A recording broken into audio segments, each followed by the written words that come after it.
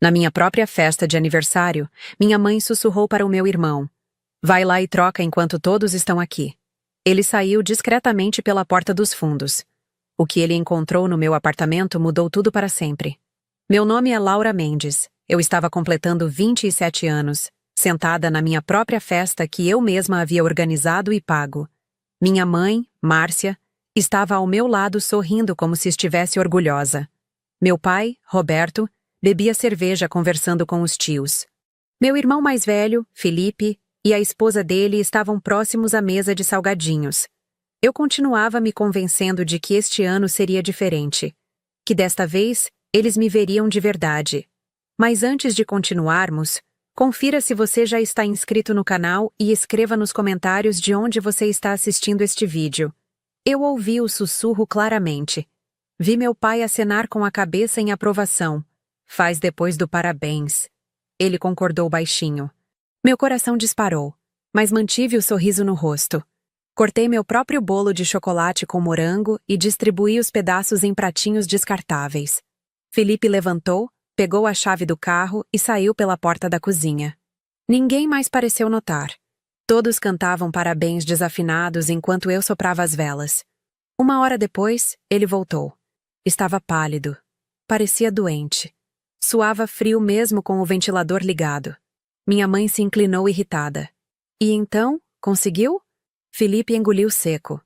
Não conseguia me olhar nos olhos. Tem fita da polícia na porta dela. Todos os garfos pararam no ar. O silêncio tomou conta da sala. Meu celular vibrou em cima da mesa de plástico. Uma mensagem iluminou a tela.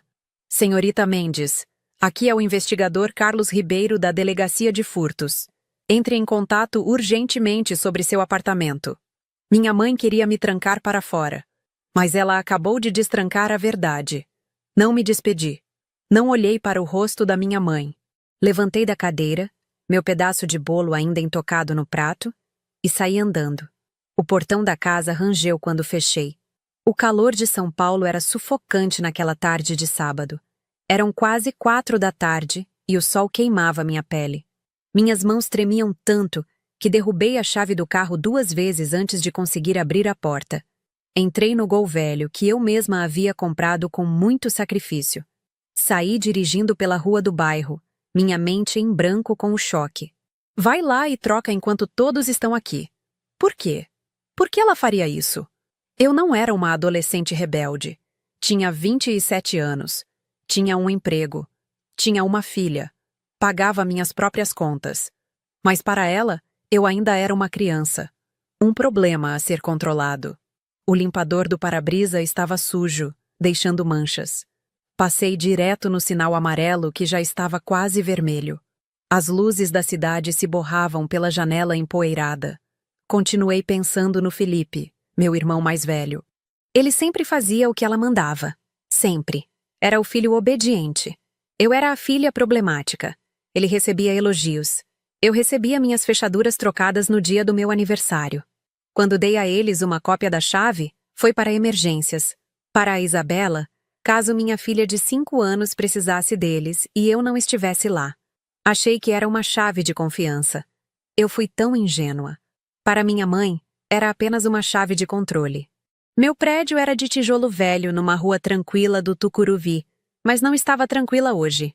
Vi as luzes de 2 quadras de distância, azuis e vermelhas piscando, transformando a tarde em um pesadelo. 2 viaturas estavam estacionadas bem em frente. Deixei meu carro em fila dupla com o motor ainda ligando e corri para a calçada. Um policial militar estava perto da porta do prédio. Era jovem, com o rosto cansado e suado. Ele deu um passo à frente quando me viu. "A senhora mora aqui? Este é meu apartamento." Eu disse com a voz tremendo. "Sou Laura Mendes. Recebi uma mensagem." A expressão dele mudou. Ficou mais suave. "Senhorita Mendes, sou o investigador Ribeiro. Falei com a senhora por mensagem." Era ele quem tinha me mandado a mensagem. "Vamos conversar ali embaixo da marquise?" "O que aconteceu?" Perguntei olhando para a porta do prédio. "Meu irmão veio aqui. Ele disse que tinha fita da polícia." O investigador Ribeiro assentiu devagar. Parecia desconfortável com a situação. "Houve um incidente, senhorita. Seu apartamento, o 203. Recebemos uma ligação de uma vizinha sobre um distúrbio. Uma possível invasão. Meu estômago afundou. Uma invasão? Eles levaram alguma coisa? As coisas da Isabela? Essa é a parte estranha, ele disse olhando para o bloquinho molhado de suor. Fizemos uma verificação preliminar. A porta foi arrombada. A fechadura está completamente destruída, mas nada parece ter sido roubado. Sua televisão, notebook, está tudo lá. Não parece assalto comum. Encostei na parede de tijolo. O calor do dia ainda irradiava das pedras. Minha porta foi arrombada? Sim, senhora. Com um pé de cabra. Parece que íamos isolar a área e esperar a senhora chegar. Olhei para ele fixamente. Um pé de cabra. Felipe não faria isso. Ele tinha uma chave. Minha cabeça girava. Investigador, eu disse, tentando manter a voz firme. Meu irmão, Felipe Mendes. Ele tem uma chave do meu apartamento. Ele veio aqui hoje à tarde. O investigador Ribeiro franziu a testa. Ele tem uma chave? A senhora pediu para ele vir aqui? Não. Minha voz saiu baixa. Minha mãe mandou ele vir aqui para trocar minhas fechaduras. Para me trancar para fora. Falei em voz alta para um estranho, um investigador de polícia. A vergonha queimou na minha garganta. Esperei que ele me julgasse, que perguntasse o que eu fiz de errado para minha mãe fazer aquilo. Ele apenas me olhou com os olhos claros e atentos. Ela mandou ele trocar suas fechaduras enquanto a senhora estava fora? Sim, na minha festa de aniversário.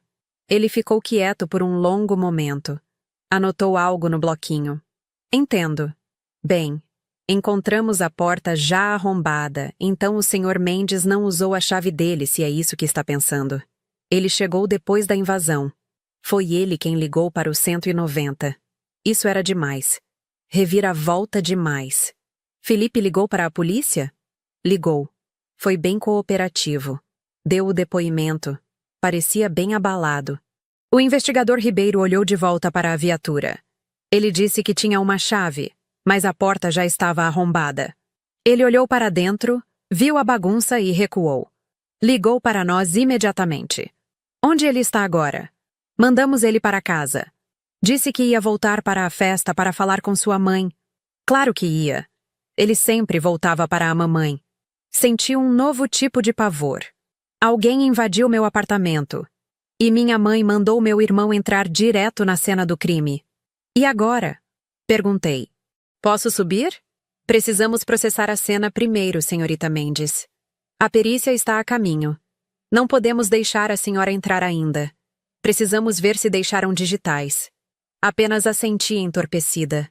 Me senti violada. Meu lugar seguro. O único lugar no mundo que era só meu e da Isabela. Alguém tinha forçado a entrada. A senhora conhece alguém que gostaria de machucá-la, senhorita Mendes? O investigador Ribeiro perguntou gentilmente. Um ex-namorado? Algum problema no trabalho? Não, eu disse imediatamente. Ninguém. Eu só trabalho, busco minha filha na escola e volto para casa.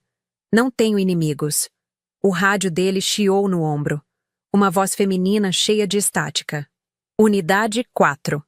Confirmamos a digital parcial da moldura da porta interna. O investigador Ribeiro soltou o rádio e levou até a boca. Pode falar, base. Temos uma correspondência provisória. O suspeito já é conhecido nosso, enviando a identificação para seu terminal. E Ribeiro, o suspeito já está sob custódia. Foi pego a 2 quadras da cena há 30 minutos agindo de forma suspeita. O rosto do investigador endureceu.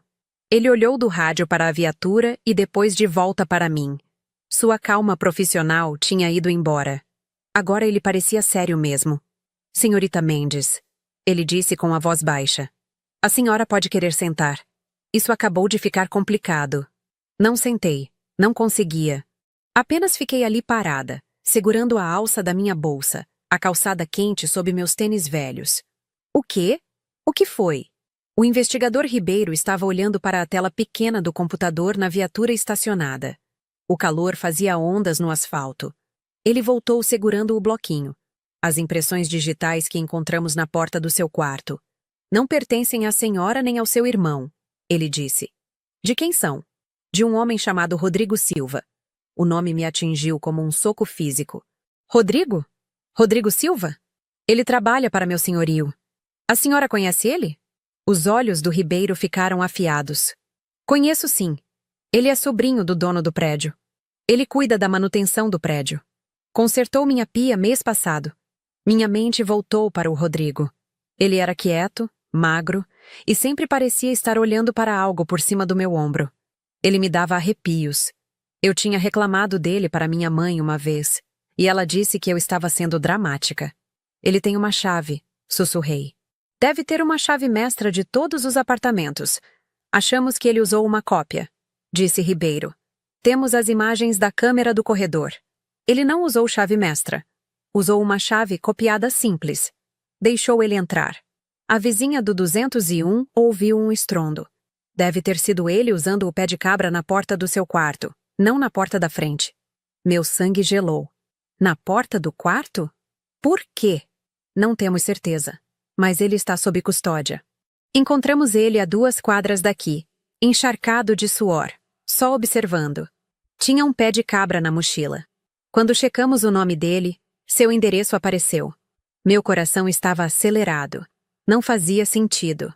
Por que Rodrigo invadiria meu apartamento, mas não roubaria nada? Por que arrombar a porta do meu quarto? Preciso ver, eu disse. Ribeiro hesitou. Senhorita Mendes, a equipe da perícia está... Não me importo. É minha casa. Preciso ver o que ele fez. Ele viu a expressão no meu rosto. Suspirou. Tudo bem, já tiramos as digitais.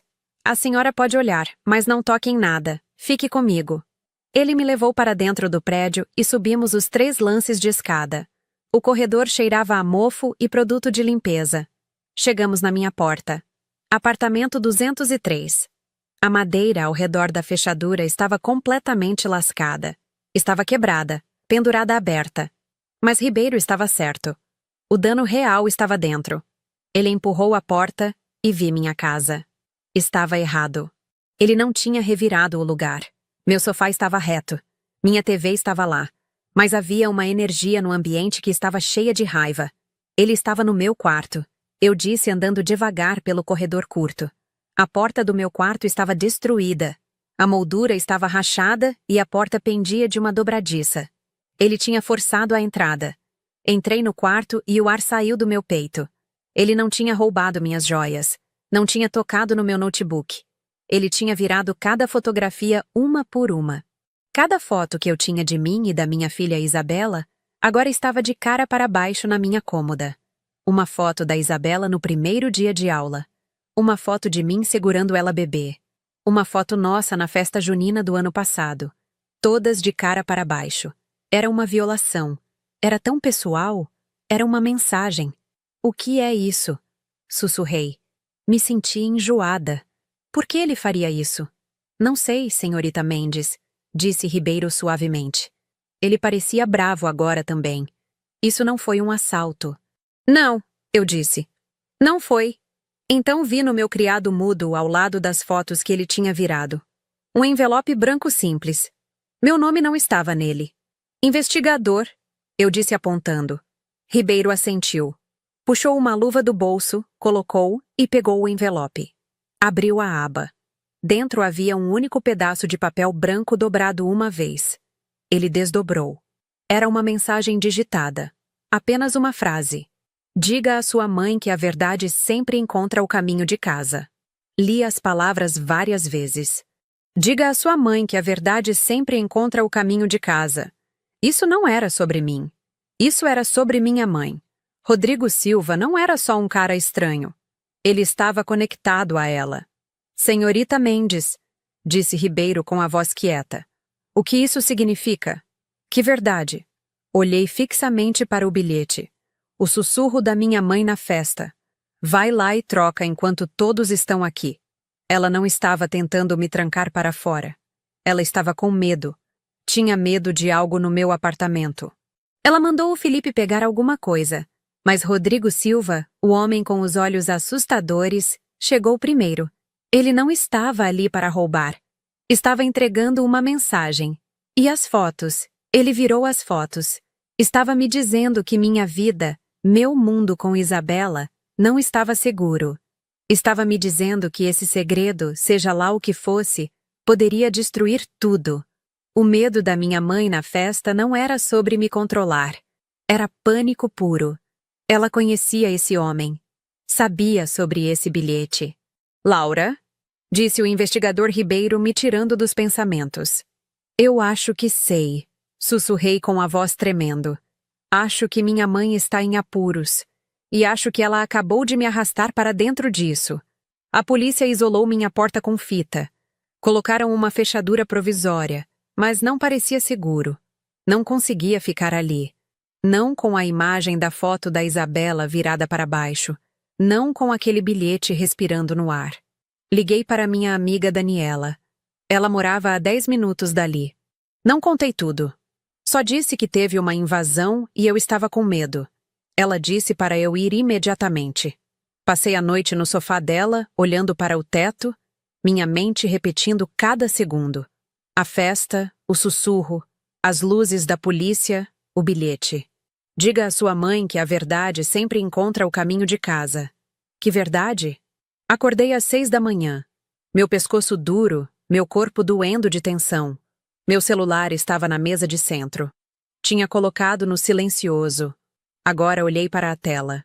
9 chamadas perdidas. 7 da minha mãe.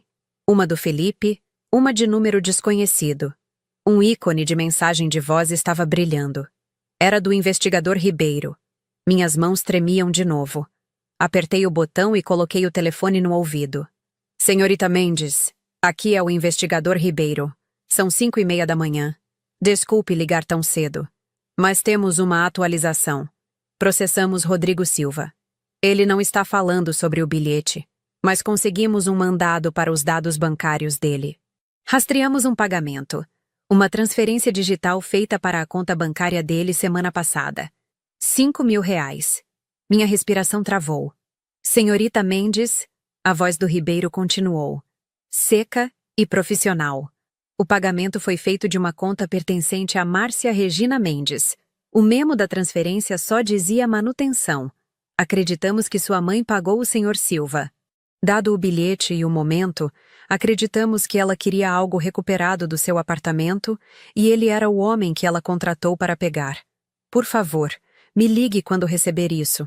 O telefone escorregou da minha mão e caiu no chão. Ela pagou ele. Minha mãe pagou o homem que invadiu meu apartamento. O homem que virou as fotos da minha filha. A história que ela contou pro Felipe, vai trocar as fechaduras, era mentira. Uma cobertura. Ela nunca quis trocar as fechaduras. Ela queria que o Felipe entrasse para pegar alguma coisa. Mas por que o Felipe? E por que o Rodrigo? Talvez ela pediu pro Felipe primeiro? Talvez ele disse não. Não.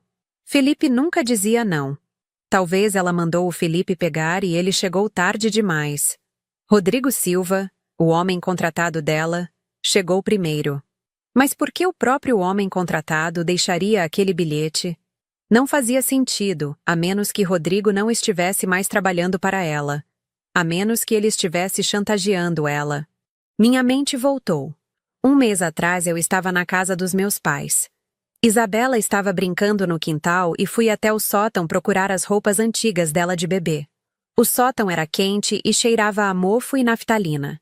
Estava puxando uma caixa plástica quando derrubei uma caixa diferente. Uma caixa de papelão velha de arquivo. A tampa caiu. Estava rotulada Documentos Comerciais do Roberto. Não estava bisbilhotando. Não de verdade. Só estava arrumando minha bagunça, mas vi a pasta de cima e vi meu nome. Laura Mendes, fideicomisso de propriedade. Eu não tinha um fideicomisso de propriedade. Senti um arrepio frio na nuca. Me ajoelhei no chão empoeirado. Abri a pasta. Dentro havia escrituras.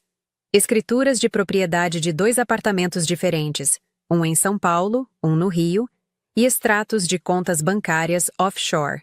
Tudo estava em meu nome. Minha assinatura estava no rodapé de uma dúzia de documentos, mas eu nunca tinha visto aquilo antes. Não era minha assinatura. Era uma falsificação, muito boa, na letra do meu pai. Me senti doente.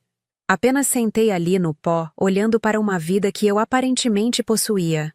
Uma vida de bens e dinheiro que eu nunca tinha visto. Meu pai, estavam me usando. Estavam usando o meu nome para esconder dinheiro. Fiquei com medo. Não sabia o que fazer. Não peguei os arquivos. Apenas tirei fotos. Tirei fotos de cada página com meu celular. Depois coloquei a pasta de volta. Coloquei a tampa na caixa. Empurrei de volta para o canto atrás das decorações de Natal. Nunca disse uma palavra. Desci e brinquei com Isabela. Tentei esquecer. Disse para mim mesma que tinha entendido errado, que era alguma coisa jurídica antiga que meu pai montou para mim. Agora, sentada no sofá da Daniela, eu sabia a verdade. Peguei meu celular. Fui na galeria de fotos. Voltei um mês. Lá estavam as fotos.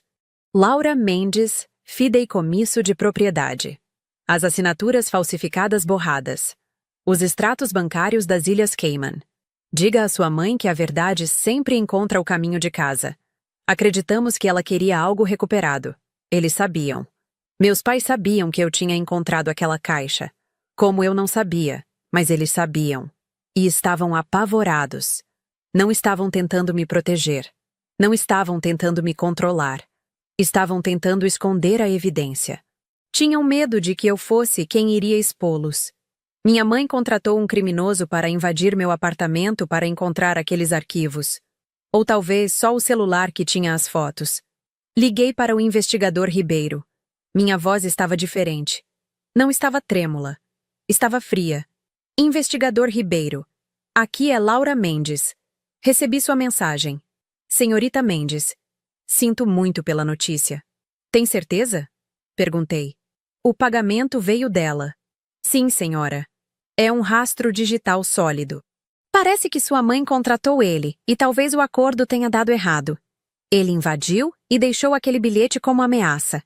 Essa é nossa teoria de trabalho. Ele estava procurando algo. Eu disse com a voz sem emoção. Documentos. Documentos financeiros. Houve uma pausa na linha. Senhorita Mendes, a senhora sabe que documentos são esses? Olhei para as fotos na tela do meu celular. Sei, eu disse. Sei sim. E eu os tenho. Passei as próximas 2 horas com um chaveiro. Um de verdade. Ele instalou uma fechadura nova, uma resistente com placa de aço. Me entregou as chaves novas. Pareciam pesadas e reais. Meu apartamento parecia diferente. Estava limpo. Tinha esfregado o chão onde Rodrigo Silva tinha andado. Tinha virado todas as minhas fotos da Isabela de volta para cima. Alinhei elas. A foto da escola, o sorriso banguela dela. Esta era minha casa. Esta era minha vida. Não deles. Sentei no meu sofá, a chave nova na minha mão. Pensei no investigador Ribeiro. Ele tinha pedido para eu ir na delegacia levar as fotos, mas ainda não. Tinha uma coisa que precisava fazer primeiro. Tinha que ver o rosto dela. Tinha que ouvir a voz dela. Peguei meu celular, abri uma nova mensagem para a mãe. Meus polegares pairaram sobre a tela. Não escrevi. Oi, mãe. Não perguntei por quê. Digitei. Jantar. Minha casa. 7 da noite. Sem joguinhos. Apertei enviar.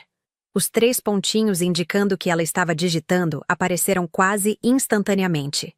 Ela estava esperando perto do telefone. A resposta dela voltou. Tudo bem, mas esteja pronta para a verdade. A verdade dela. Eu estava pronta para a verdade.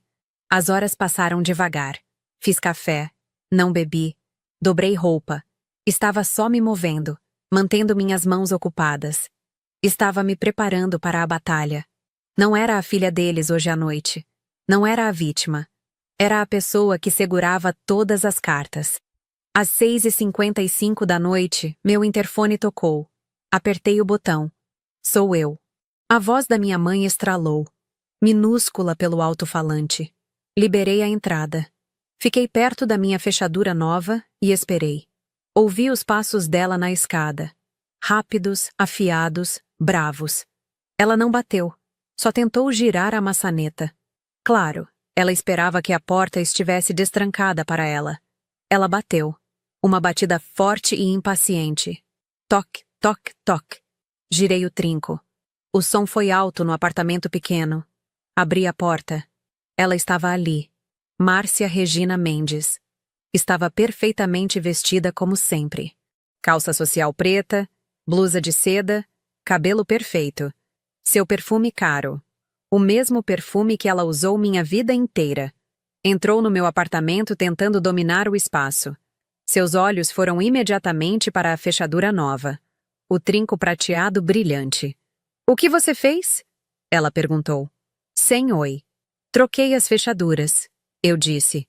Dei um passo para trás e deixei a porta aberta para ela. Ela entrou e olhou ao redor. Seus olhos escanearam tudo. O chão limpo, o notebook na mesa. Ela estava procurando algo. Estava procurando os arquivos. "Você não devia ter envolvido a polícia, Laura", ela disse virando para me encarar. Seus braços cruzados. "Estava aqui para me repreender. Você não devia ter contratado um criminoso, mãe." O rosto dela não tremeu, mas os olhos endureceram. "Não sei do que você está falando. Contratei aquele rapaz, Rodrigo, para consertar sua lava-louças. Ele é um menino problemático. Deve ter guardado uma chave. É isso que acontece quando você mora nesses prédios. A mentira foi tão fácil para ela, tão suave." Não levantei a voz. Só fiquei perto do balcão. "Ele não usou uma chave, mãe. Usou um pé de cabra na porta do meu quarto. E a polícia tem a transferência bancária. R$ 5.000 com o memo manutenção. É muito dinheiro para uma lava-louças." O silêncio na sala ficou pesado. Se estendeu por muito tempo. Ela descruzou os braços. A máscara de irritação tinha ido. Agora vi o medo. O medo que vi na festa. "Você não entende", ela sussurrou. Sentou no meu sofá, mas ficou na beirada. "Você simplesmente não entende o que está em jogo." "Então me faça entender", eu disse. "Aqueles papéis", ela disse com a voz afiada. "A caixa no sótão. Você não devia ter estado lá. Aqueles papéis não pertencem a você. Eles têm meu nome." "É complicado", ela rebateu. "É o negócio do seu pai. Rodrigo deveria recuperá-los. Ele era só para pegar antes de você fazer alguma besteira." Olhei para ela fixamente. A confissão estava ali. Ela disse. "Ela contratou ele para invadir meu apartamento. Para roubar de mim." "Besteira", repeti. "Você quer dizer tipo ir para a polícia? Tipo perguntar por que meu nome está falsificado em contas bancárias offshore?" O rosto dela ficou branco, mais pálido do que eu já tinha visto. "Ele te contou?" "Rodrigo. Ele te contou." "Rodrigo não me contou nada", eu disse. "Ele só deixou um bilhete. Encontrei os arquivos 1 mês atrás, mãe." Ela levantou. O medo tinha ido. Agora era só gelo. "Estava te protegendo", ela disse. "Você estava protegendo ele", eu disse com a voz tremendo, mas não de medo, de raiva. "Estava protegendo o papai. Estava protegendo seu dinheiro. Estava protegendo suas mentiras. Você faz parte desta família, Laura." "Não", eu disse. "Não faço. Sou sua história de cobertura. Sou o nome que vocês usam para esconder bens. Sou a filha para quem você mandou um criminoso." Ela andou em minha direção, o rosto tenso com uma fúria que conheci minha vida inteira.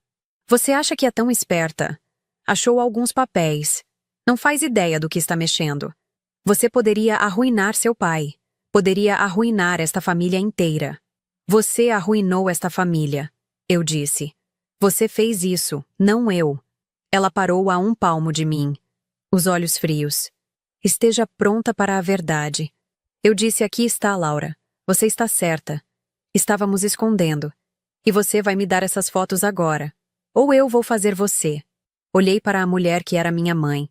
A mulher que me ameaçou na minha própria casa depois de mandar um homem arrombá-la. "Não", eu disse.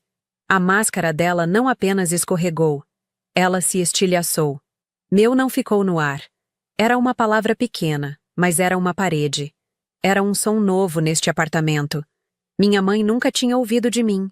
Não de verdade. Não quando importava. O rosto dela mudou. O gelo não derreteu. Rachou. "Eu vou fazer você", ela tinha dito. "Como?", perguntei. Minha voz estava quieta. Isso pareceu deixá-la mais brava do que se eu tivesse gritado. "Como?", ela repetiu com a voz subindo. "Como você acha? Você tem uma filha. Você tem um emprego. Você tem essa vidinha. Tudo é tão frágil, Laura. Eu posso quebrar. Posso ligar para o conselho tutelar. Posso dizer que você é instável. Posso dizer que está envolvida na bagunça do seu pai. Posso dizer que é uma mãe inadequada. Você acha que vão acreditar em você? Ou em mim? Ali estava. A ameaça que eu tinha esperado minha vida inteira. A ameaça que ela sempre segurou sobre mim. Isabela, minha filha, meu mundo.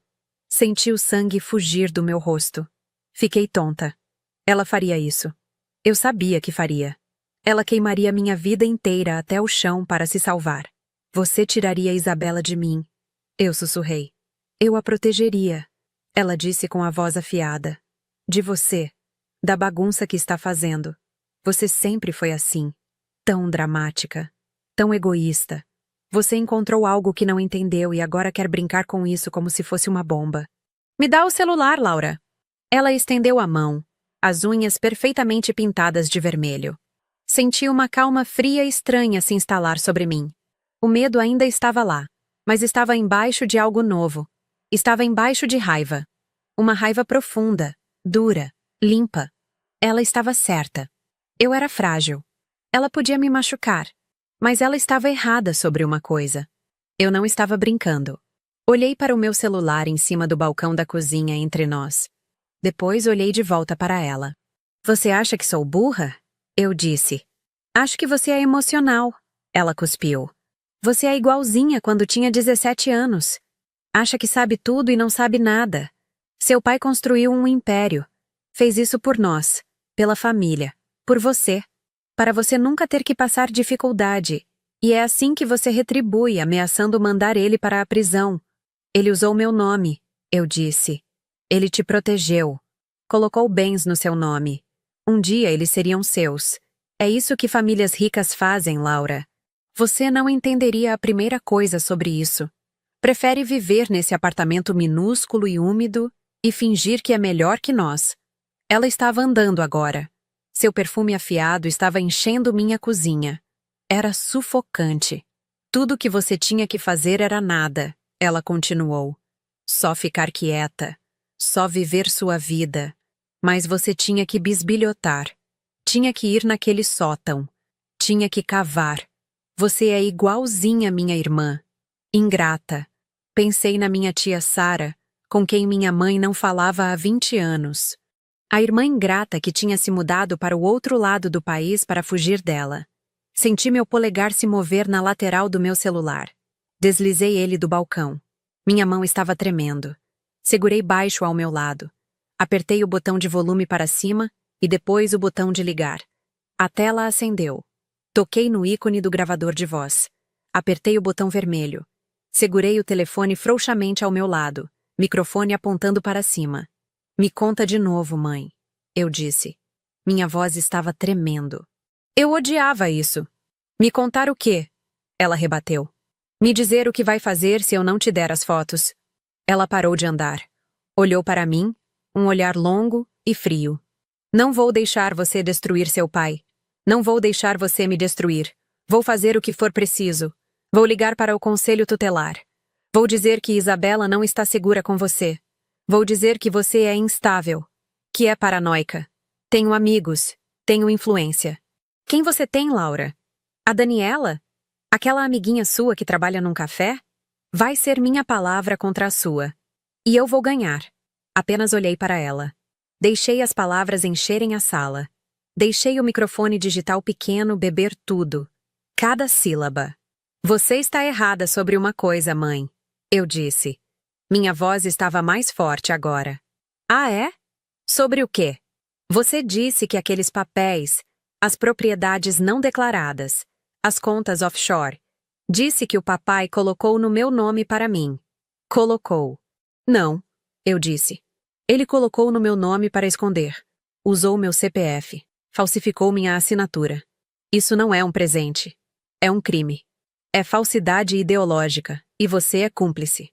O rosto dela ficou completamente frio. A raiva desapareceu, substituída por aquele pânico branco puro. O mesmo pânico que vi na festa. Ela finalmente entendeu. Eu não só encontrei papéis, eu entendia o que eles significavam. O que você fez? Ela sussurrou. Não era uma pergunta. Era um apelo apavorado. Aprendi como parar de ser seu peão, eu disse. Ela me olhou e vi algo que nunca tinha visto antes. Ela estava com medo. Com medo de verdade. Não de mim, mas do que eu representava. O fim. Mas o medo só durou 1 segundo.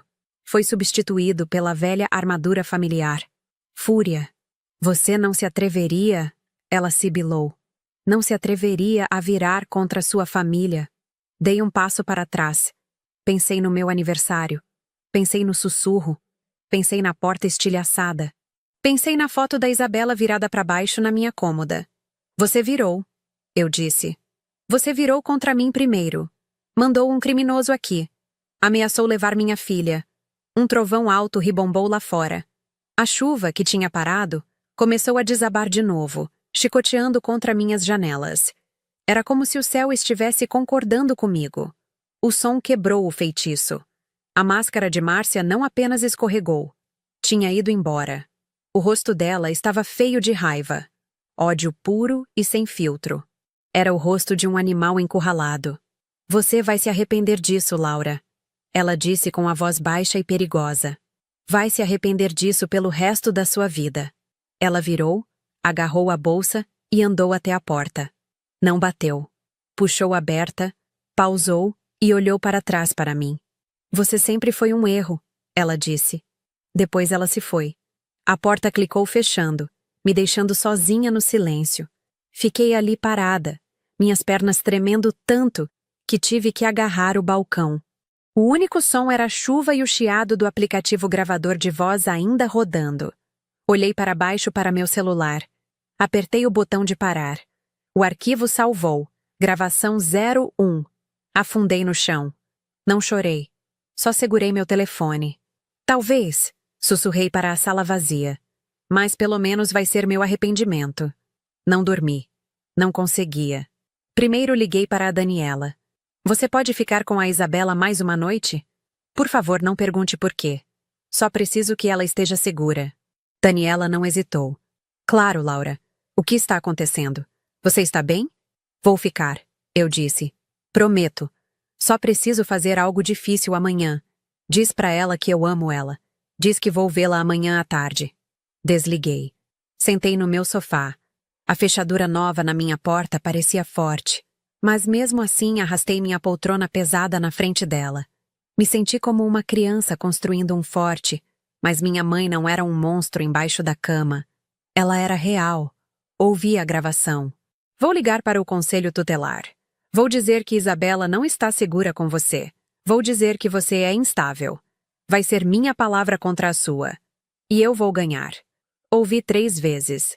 Cada vez me senti mais enjoada. Mas cada vez também me senti mais forte. Não estava na minha cabeça. Não era um mal-entendido. Não era eu sendo dramática. Era uma ameaça. Era uma confissão.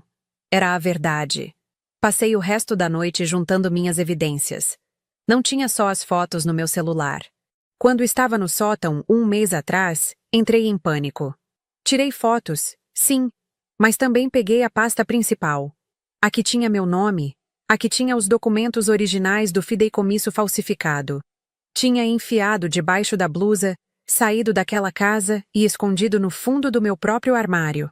Puxei a pasta. Laura Mendes Fideicomisso de Propriedade. Coloquei na minha mesa de centro. Ao lado, coloquei meu celular com as fotos dos outros arquivos que tinha deixado para trás. Ao lado disso, coloquei o envelope branco que Rodrigo Silva tinha deixado. Diga à sua mãe que a verdade sempre encontra o caminho de casa. Olhei para a pequena pilha de evidência. Esta era a verdade da minha mãe. Uma pilha de mentiras, fraude e ameaças. Na manhã seguinte, a chuva tinha parado. O céu estava pálido, um cinza apagado. Não coloquei maquiagem. Não tentei ficar bonita. Coloquei jeans e um moletom cinza simples. Coloquei a pasta e o envelope na minha mochila. Coloquei meu celular no bolso. Me senti como se estivesse andando para minha própria execução. Ou meu próprio nascimento. Não tinha certeza qual. Dirigi até a Delegacia de Crimes Financeiros da Polícia Civil de São Paulo. Era um prédio de concreto entediante. O tipo de lugar que você nunca notaria. O saguão estava cheio de luzes fluorescentes e cheiro de café velho. Estava quieto. Andei até a janela grossa de vidro.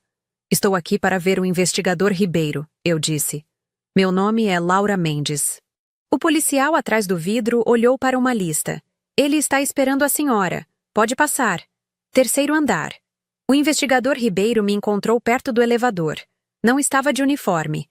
Estava de terno amassado. Parecia cansado. Senhorita Mendes, ele disse apertando minha mão. A mão dele estava quente e seca. Obrigado por vir. Temos uma sala. Me levou para uma sala pequena sem janelas. Só uma mesa e 4 cadeiras. Estava frio. Café? Ele perguntou. Não, obrigada. Eu disse. Sentei. Ele sentou na minha frente. Abriu o próprio arquivo. Então você disse no telefone que tinha os documentos que o Sr. Silva estava procurando.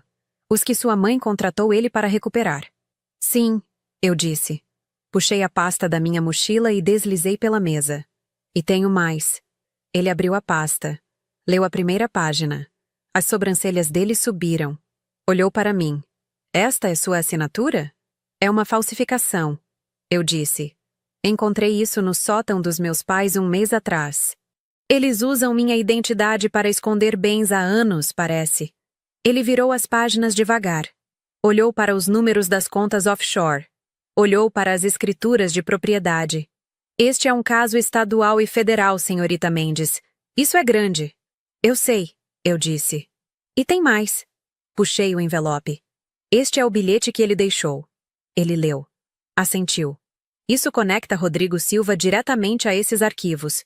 Ele não estava só ameaçando sua mãe. Estava ameaçando ela com isso. Sim, eu disse.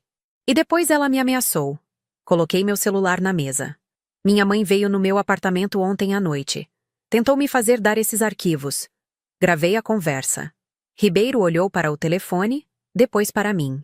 A expressão dele era impossível de ler. Era profissional, mas os olhos eram gentis. Tem certeza que quer fazer isso? Ele perguntou. Pensei na Isabela. Pensei na porta estilhaçada. Pensei na voz dela. Você sempre foi um erro. Completamente. Eu disse. Cansei de ser a história de cobertura deles. Apertei play. Sentamos naquela sala fria e sem janelas e ouvimos. Ouvimos a voz da minha mãe encher o ar. Ouvimos as ameaças dela. Ouvimos as admissões dela. Ouvimos o plano dela de levar minha filha. Quando terminou, Ribeiro apertou parar. Ficou em silêncio por 1 minuto inteiro. Olhou para a mesa. Finalmente olhou para cima para mim. Isso é hermético. Ele disse com a voz quieta. A transferência bancária para o Silva, o bilhete, esses documentos financeiros e esta gravação. Este é um caso completo. Ele explicou o que aconteceria depois. Ele registraria o boletim de ocorrência. Um delegado da Divisão de Fraudes tomaria meu depoimento oficial. O Ministério Público revisaria. Mandados seriam emitidos. Como a senhora é a vítima da fraude de identidade, ele disse. E por causa desta gravação da ameaça dela, a senhora será inocentada completamente. A senhora é uma testemunha cooperante, não suspeita. Ele pausou. Isso vai ser difícil, senhorita Mendes. Vai parar nos jornais. Sua família vai enfrentar acusações sérias. Falsificação, sonegação de impostos, conspiração, roubo de identidade. E agora, com esta gravação, intimidação de testemunha. Extorsão. Apenas assenti. Me senti vazia. Mas não de um jeito ruim. Me senti leve. Exalei. Foi uma respiração longa e devagar. Parecia que estava expirando 27 anos de veneno. Ótimo, eu disse. Cansei de carregar os pecados deles. A espera foi a pior parte. Por 3 semanas nada aconteceu. Levei Isabela no parque. Fui trabalhar. Comprei mantimentos. Sorri para meus vizinhos. Minha vida parecia exatamente igual. Mas por baixo, uma bomba estava fazendo tic-tac. Vivia em terror do meu telefone. Cada vez que tocava, meu coração travava. Estava esperando minha mãe aparecer. Meu pai ligar, Felipe arrombar minha porta exigindo saber o que eu tinha feito. Mas só havia silêncio. Um silêncio alto, pesado, apavorante. Eles deviam saber. Os advogados deles deviam ter contado que uma investigação estava aberta. Eles estavam esperando também. A tempestade estourou numa terça-feira. Estava na minha mesa no trabalho terminando um relatório. Meu celular vibrou. Não era uma ligação. Era um alerta de notícia de um aplicativo local de São Paulo. Meu polegar tremendo tocou na tela. A manchete era grande e preta. Casal de São Paulo sob investigação federal por fraude de identidade e sonegação fiscal. Filha relatada como vítima. Minha foto estava lá. Uma pequena e velha de um site da empresa. E uma foto grande e sorridente dos meus pais de um evento de caridade. Olhei fixamente. Filha relatada como vítima. Era real. Era público. Meu telefone do escritório tocou. Era o RH. Laura, você pode vir na minha sala por um momento? Andei pelo escritório. Todo mundo estava quieto. Todo mundo olhava para os computadores. Ninguém me olhava. Podia sentir os olhos nas minhas costas. Sentei na sala da gerente de RH. Ela parecia desconfortável. Laura, essa notícia. Só queremos ter certeza que você está bem. O artigo diz que você é uma vítima. Sim? Eu disse. Minha voz estava rouca. Sou. Fui eu quem denunciou. Os olhos dela arregalaram. Ah, ela disse. Bem, por favor, tire o resto do dia. Tire a semana se precisar. Estamos aqui para te apoiar. Saí andando. Peguei minha bolsa. Não olhei para ninguém. Entrei no meu carro e dirigi para a escola da Isabela, mesmo faltando horas para a saída. Só sentei no estacionamento olhando para a cerca de alambrado, só precisando estar perto dela. A repercussão foi rápida. Foi brutal. Não assisti ao noticiário local. Não li os artigos, mas não conseguia escapar. Meu pai renunciou da empresa dele 2 dias depois por motivos pessoais, dizia o comunicado. Minha mãe desapareceu. Suas contas de redes sociais perfeitamente curadas, o Facebook, o Instagram, cheios de eventos de caridade e fotos do jardim dela foram deletados. Ela tinha sumido. As amigas da família que costumavam me beijar na bochecha nas festas de Natal não ligaram. Nenhuma. Era como se eu tivesse morrido. Ou pior, como se tivesse me tornado impura. Daniela foi a única. Apareceu no meu apartamento com uma sacola de compras e uma garrafa de vinho. Não perguntou o que aconteceu. Só disse: "Vou fazer macarrão. Você vai comer." E eu amei ela por isso. Então, uma semana depois da história estourar, recebi a mensagem que estava temendo. Era do Felipe, meu irmão. Estava brincando com Isabela no chão. Estávamos construindo um castelo com blocos. Meu celular vibrou na mesa de centro. Peguei. Felipe, você arruinou a gente. Arruinou tudo. O papai está destruído. Eles vão perder a casa. Vão perder tudo. Tudo por sua causa. Nunca vou te perdoar. Espero que esteja feliz. Li uma vez, depois 2. Você arruinou a gente. Não, o que eles fizeram foi errado. Não, eles arruinaram a gente. Você. Ele ainda me via como o problema. Não a falsificação, não a fraude, não as ameaças. Eu, a verdade. Senti o último pedacinho da minha vida antiga quebrar. A parte minúscula e estúpida de mim que esperava que meu irmão finalmente visse. Que finalmente me escolheria. Não escolheu. Escolheu eles. Escolheu a mentira. Isabela olhou para mim. Mamãe, você está triste? Limpei uma lágrima da minha bochecha. Nem tinha sentido cair. Sim, amor, sussurrei. Mas está tudo bem. Vamos terminar essa torre. Coloquei o telefone. Peguei um bloco azul. Nunca respondi à mensagem do Felipe. Uma semana depois disso, meu telefone tocou. Era o investigador Ribeiro. Senhorita Mendes, ele disse. A voz dele era profissional, mas podia ouvir o calor nela. Estou ligando para avisar que o Ministério Público oficialmente apresentou as acusações. O caso vai prosseguir para o tribunal. Os advogados dos seus pais estão em negociações. Certo, eu disse. Também queria dizer que seu caso está encerrado. Você foi oficialmente e legalmente inocentada de qualquer envolvimento. Seu status como vítima de fraude de identidade é permanente. Você está livre. Fechei os olhos. Você está livre. Obrigada, investigador.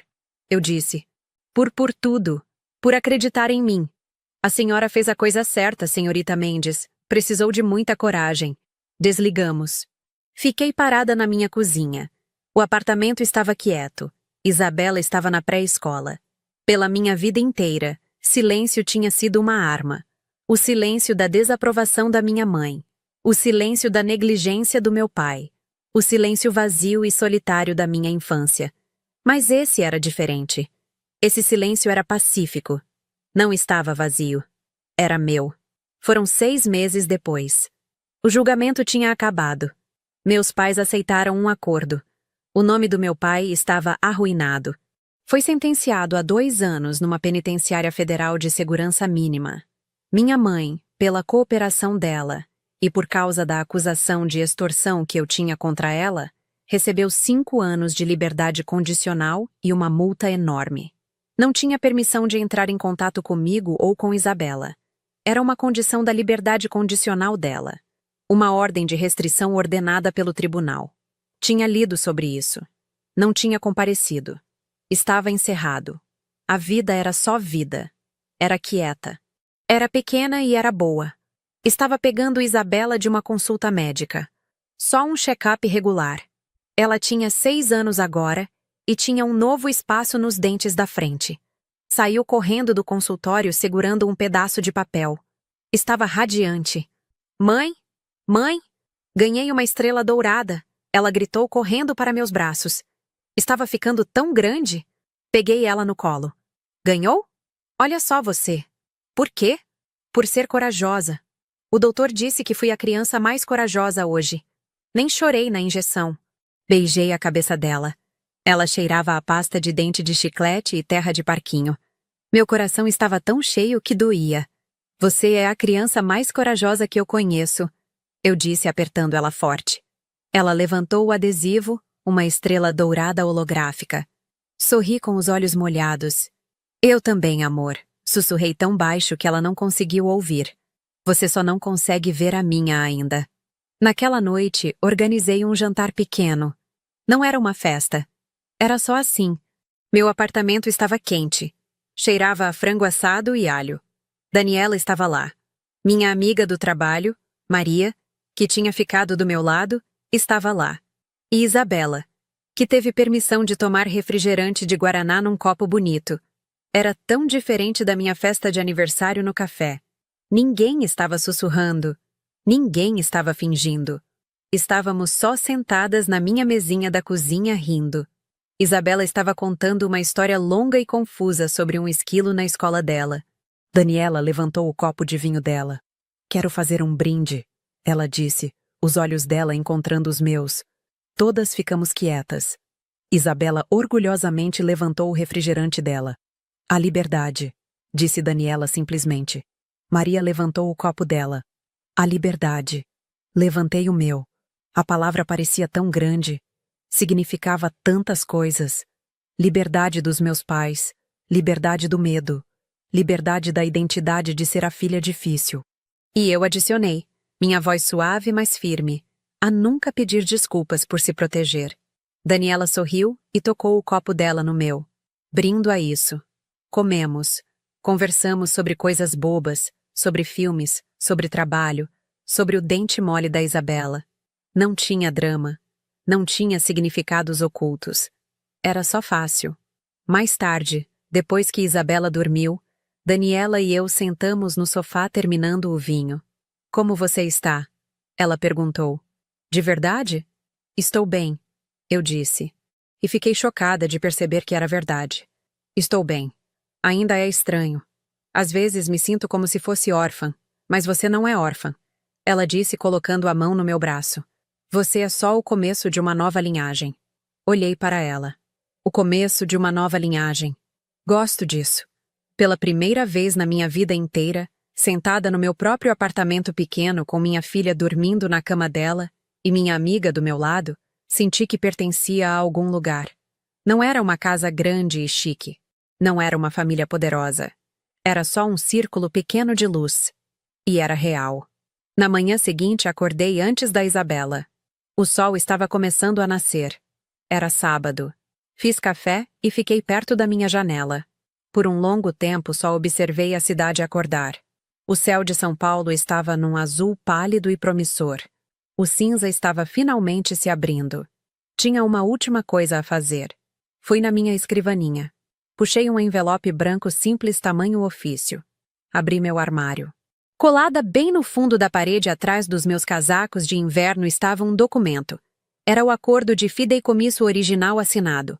O primeiro, o que começou tudo. O fideicomisso de propriedade Laura Mendes. Tinha guardado. Tinha dado cópias para a polícia, mas guardei o original. Era meu seguro.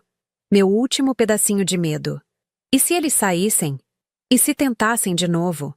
Tinha segurado isso só por precaução. Não precisava mais disso. Não estava com medo. Estava livre. Dobrei o documento. Deslizei no envelope. Selei a aba. Escrevi o endereço na frente. Ministério Público Divisão de Crimes Financeiros. Sem bilhete, sem explicação. Só a verdade. Não era por vingança. Não era para machucá-los mais. Era para deixar ir. Era para entregar o último pedaço do pecado deles que estava segurando. Coloquei meus tênis. Saí quieta do meu apartamento. O ar da manhã estava fresco e limpo. Andei as 2 quadras até a caixa de correio azul da esquina. Segurei a carta sobre a abertura. Isso termina aqui, sussurrei. Deixei ir. Ouvi ela bater no fundo da caixa. Virei e andei para casa. Me senti mais leve. Me senti completa. Quando voltei, Isabela estava acordada. Estava sentada na mesa da cozinha, o cabelo uma bagunça, esfregando os olhos. Bom dia, dorminhoca. Sorri. Mamãe, ela bocejou. Podemos fazer panquecas? Fui na geladeira e peguei os ovos e o leite. Senti uma alegria tão simples e tão pura que quase me fez chorar. Era a alegria de um sábado normal. Podemos, eu disse. Com gotas de chocolate? Ela sorriu, aquele sorriso banguela e lindo dela. Olhei para minha filha. Minha família de verdade. Meu futuro. O começo da minha nova linhagem. Sempre, eu disse. Misturei a massa. Ela tagarelou sem parar. Lá fora, o sol finalmente rompeu as nuvens cinzas. Derramou na minha cozinha, iluminando os grãos de poeira dançando no ar. Pela primeira vez na minha vida, meu mundo parecia limpo. Não estava construído em segredos. Não estava construído em medo. Os meses que se seguiram foram os mais tranquilos da minha vida. Não era a tranquilidade do silêncio sufocante que conheci na casa dos meus pais. Era a paz de saber que cada decisão que tomava era minha. Cada escolha tinha peso, porque finalmente importava. Isabela estava florescendo. Ela não entendia completamente o que tinha acontecido. E eu agradecia por isso todos os dias. Tudo o que ela sabia era que não víamos mais a vovó e o vovô.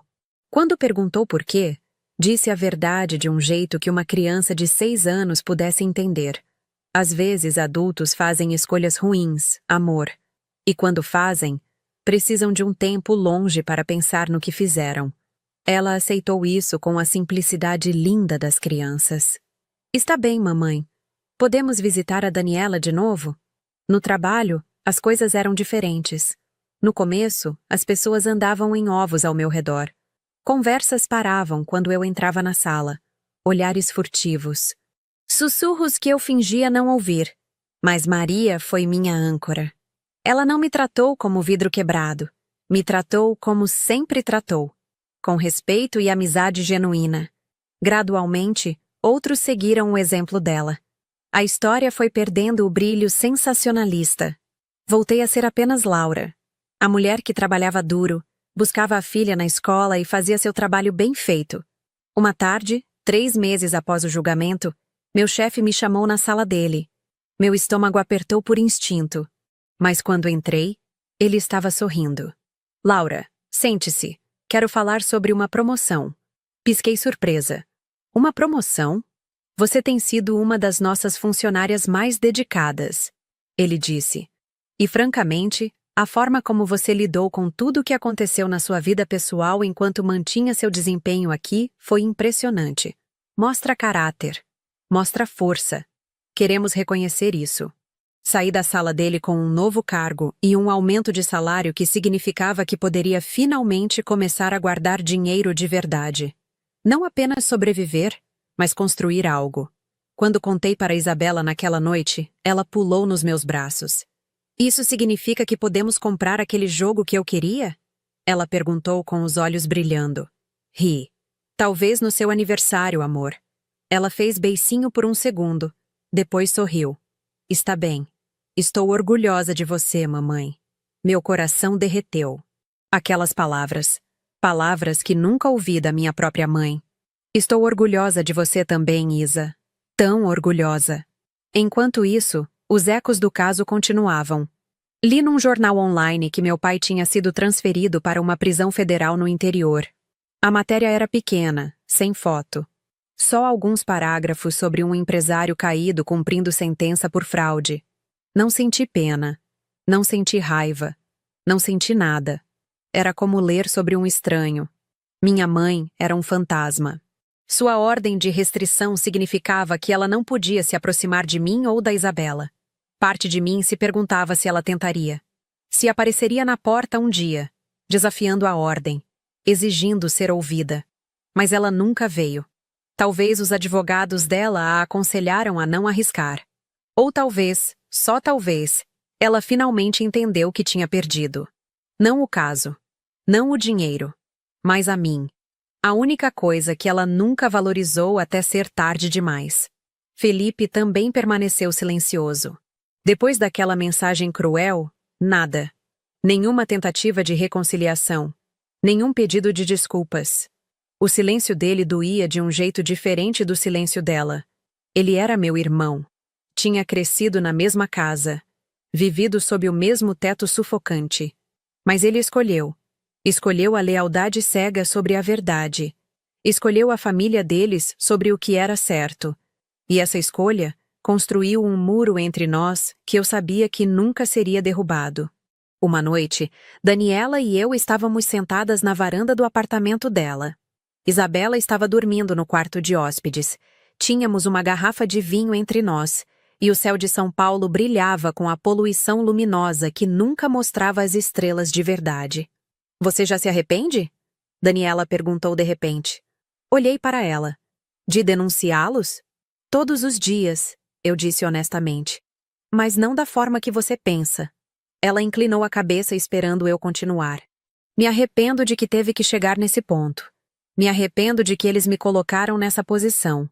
Me arrependo de que a Isabela nunca vai conhecer os avós dela de verdade. Me arrependo da família que podíamos ter sido. Mas respirei fundo. Não me arrependo de ter me protegido. Não me arrependo de ter protegido minha filha. Não me arrependo de ter escolhido a verdade. Daniela estendeu a mão e apertou a minha. Essa é a diferença entre você e eles. Você sabe a diferença entre arrependimento e culpa. Eles tentaram te fazer sentir culpada por expor os crimes deles. Mas você não devia nada a eles. Nada além da verdade. As lágrimas queimaram meus olhos. Obrigada, sussurrei. Por estar aqui, por não me julgar, por acreditar em mim. Sempre, ela disse simplesmente. À medida que a estação mudava, senti algo mudar em mim também. A raiva que carreguei por tanto tempo, aquela raiva dura e fria que me sustentou através das entrevistas com a polícia e do julgamento, começou a se dissolver. Não desapareceu completamente. Não sei se algum dia desaparecerá, mas suavizou. Se transformou em algo mais parecido com aceitação. Aceitação de que alguns relacionamentos são tóxicos desde a raiz. Que algumas pessoas nunca vão mudar. Não importa quanto você queira que mudem. Que amar alguém não significa deixar eles te destruírem. Comecei a fazer terapia. Era algo que tinha evitado por anos, convencida de que não precisava, que podia lidar sozinha. Mas percebi que carregar tudo sozinha era exatamente o que minha mãe queria. Isolamento. Silêncio. Vergonha. Minha terapeuta, doutora Carla, era uma mulher de 50 e poucos anos com óculos de armação vermelha e um jeito calmo que me fazia sentir segura. Você entende que não foi sua culpa, certo? Ela disse numa das nossas primeiras sessões. Intelectualmente, sim, respondi. Mas emocionalmente, ainda luto com isso. Ainda tenho aquela vozinha que diz que se eu tivesse apenas ficado quieta, se tivesse apenas deixado pra lá, tudo estaria bem. Tudo estaria escondido. Ela corrigiu gentilmente. Não bem. Há uma diferença. Aquelas palavras ficaram comigo. Tudo estaria escondido. Não bem. Comecei a entender que tinha vivido minha vida inteira em esconderijos. Escondendo quem eu era. Escondendo o que sentia. Escondendo a verdade para manter a paz. Mas paz construída em mentiras não é paz de verdade. É só um tipo diferente de prisão. E eu tinha finalmente encontrado a chave. Num domingo de manhã ensolarado, 6 meses e 2 semanas após enviar aquele último envelope, acordei com Isabela pulando na minha cama. Mamãe, mamãe, acorda! Vamos ao parque! Gemi brincalhona e puxei ela para um abraço. Ela gritou e riu, se debatendo. Você tem muita energia para 7 da manhã, reclamei. Ela tem 7 anos agora, mamãe. Ela disse como se isso explicasse tudo. E talvez explicasse. Nos vestimos, fiz panquecas, colocamos tênis, caminhamos as 4 quadras até o Parque da Juventude. O ar estava fresco. O sol filtrava através das árvores. Crianças gritavam nos balanços e escorregadores. Isabela correu na frente, o cabelo dela voando atrás dela. Encontrei um banco e sentei, observando ela brincar. Uma mãe sentou ao meu lado. Sorriu para mim. Qual é o seu? Ela perguntou. A de cabelo castanho no escorregador, respondi. A sua? O menino de camisa azul no balanço. Conversamos casualmente sobre coisas de mãe. Escola, amigos, os desafios de criar filhos nesta cidade louca. Era normal. Era mundano. Era perfeito. Enquanto conversávamos, meu telefone vibrou. Uma notificação por e-mail. Normalmente ignoraria, mas algo me fez olhar. Era do investigador Ribeiro. Assunto: atualização final do caso. Meu coração acelerou. Abri o e-mail. Senhorita Mendes, espero que este e-mail a encontre bem. Queria atualizá-la sobre os desenvolvimentos finais do seu caso.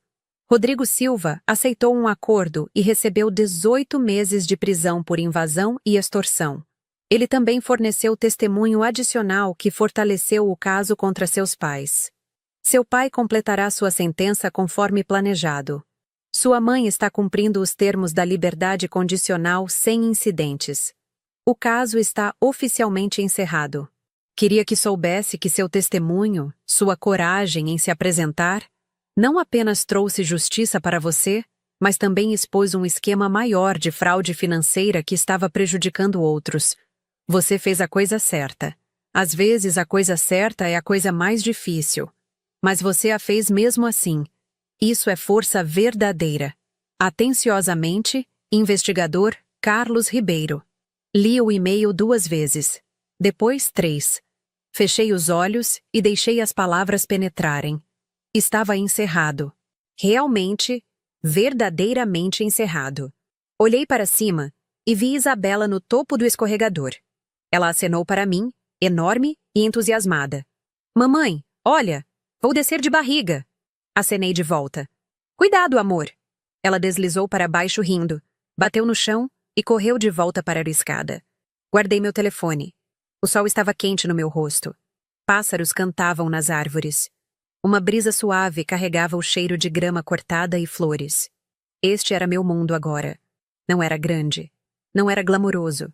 Não tinha dinheiro ou poder ou prestígio. Mas era meu. Construído em verdade. Construído em amor. Construído em escolhas que podia defender.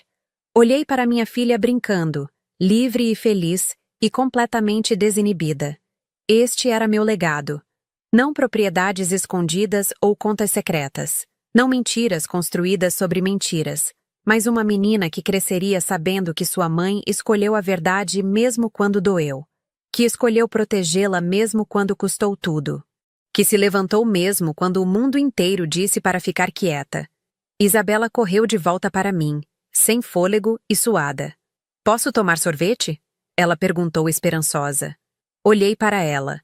Para esse pequeno ser humano que era minha razão para tudo. Pode sim, eu disse. Vamos pegar sorvete. Ela pegou minha mão enquanto caminhávamos em direção à sorveteria perto do parque.